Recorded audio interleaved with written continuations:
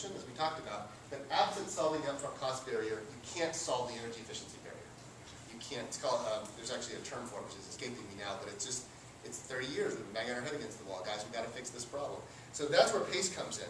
And I love this slide because it says breakthrough, and because I didn't say breakthrough, because somebody else said breakthrough, so when I said I can't say it's, I kind of had the idea, I can't say breakthrough, that makes me look ridiculous.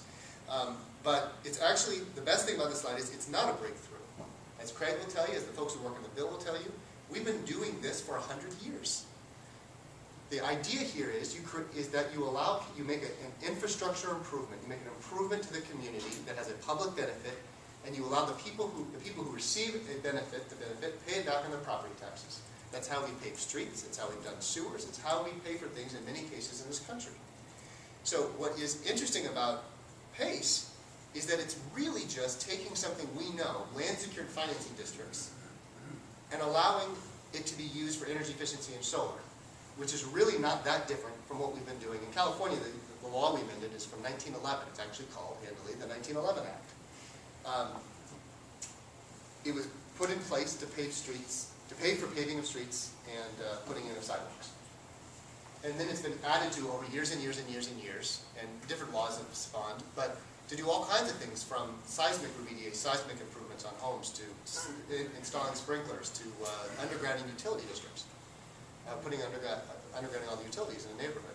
So the cool thing about PACE is that it really isn't all that new. It's applying a tool, a municipal finance tool to solve a problem. And the basic concept is pretty easy. You allow people, you set up a land secured finance district. Here it's a special services area, thank you.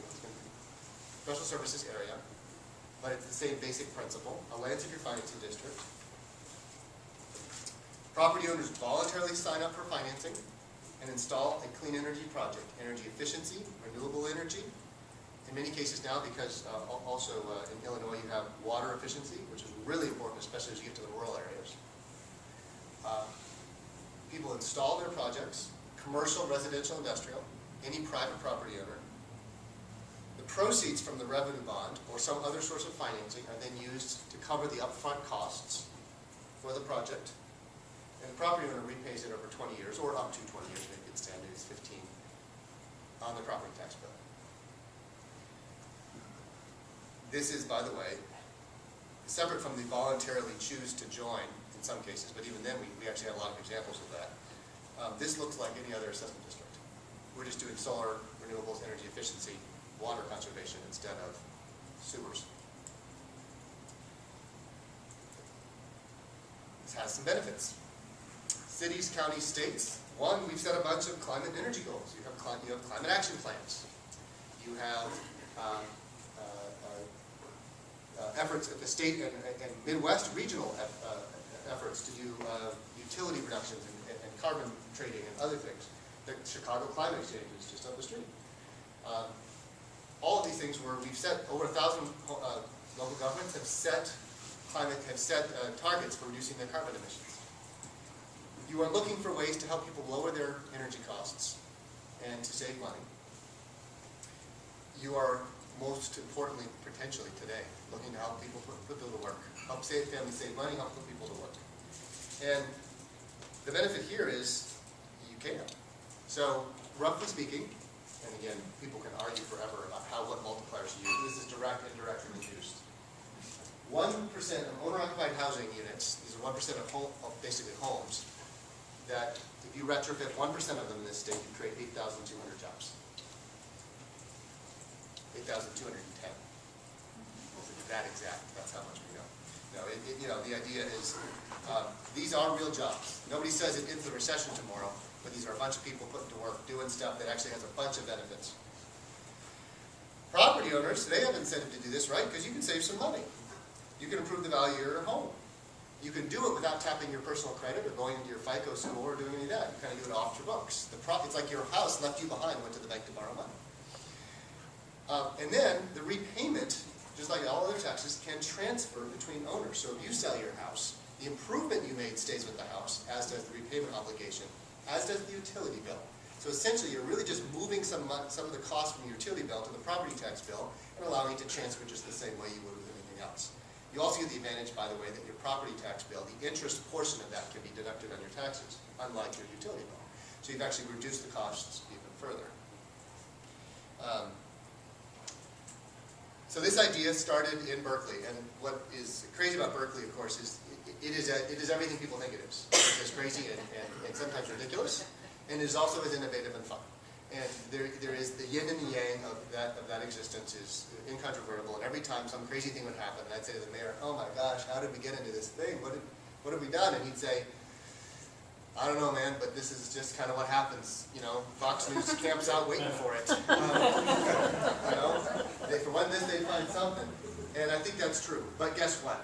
Berkeley, it's a fun place. It's a crazy place. The other town that innovated this, I mean, they heard the Berkeley idea and went and did it. They actually got their program up and running first, was Palm Desert, California.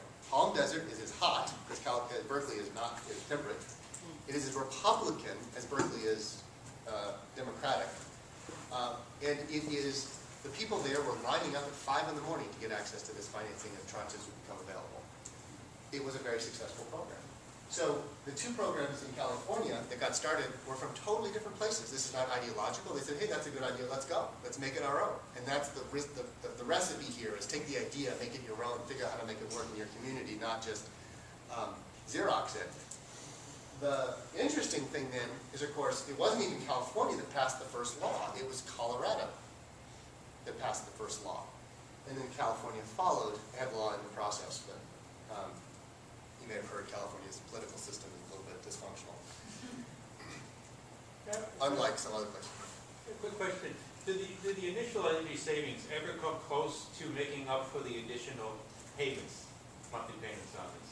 Or what? That's a great question. And the answer is, in Berkeley, for solar, not initially, but over time. Right? Your net present value, your value of the improvement, your return on investment is positive. Over time. Because energy credits go up and you've locked in your energy rates. However, if you go to Palm Desert, you go somewhere hot, which had high energy bills, electricity bills from you, and all of a sudden it's the opposite. You are saving, in some cases, one guy's saving $400 a month because he had a big house running air. It's 120 degrees in the summer there, and they got a pool and all kinds of stuff. So they were saving money right away. Now, as you move into energy, that's solar. If you move into energy efficiency, all of a sudden the door opens. The average project size comes down. The average project size in Boulder, we talked about, is $14,000 because it's mostly energy efficiency. And then now you have energy savings often right away, meaning your savings from your energy bills is greater than the additional cost of your property taxes.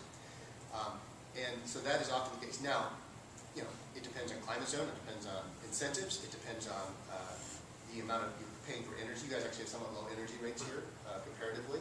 So it's a variety of things go into that mix, but the answer is that yes, for most homes, there are energy efficiency improvements that are cash flow positive. And it's good that here we are hot and cold. That's right. Well, good, right? Yeah. For this. No, but from that perspective, you have a big heating, you have a strong heating